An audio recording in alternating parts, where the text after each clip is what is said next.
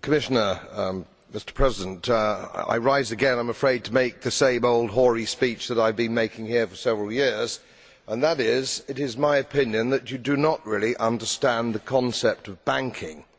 All the banks are broke.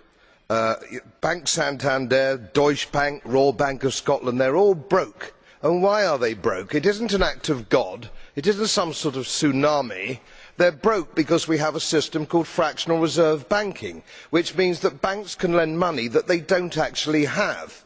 It is a criminal scandal and it has been going on for too long.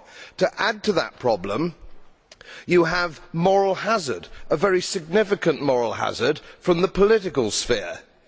And most of the problem starts in politics and central banks, which are part of the same political system.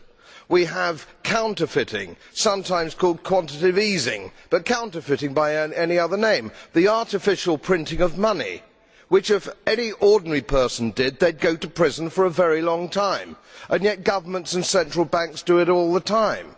Central banks repress the amount of interest that rates are, so we do not have the real cost of money. And yet we blame the real retail banks for manipulating LIBOR. The sheer effrontery of this is quite astonishing. It is central banks that manipulate interest rates, Commissioner.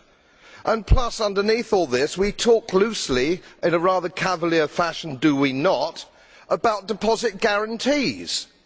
So when banks go broke through their own incompetence and chicanery, the taxpayer picks up the tab.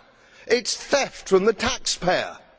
And until we start sending bankers, and I include central bankers and politicians, to prison for this outrage, it will continue.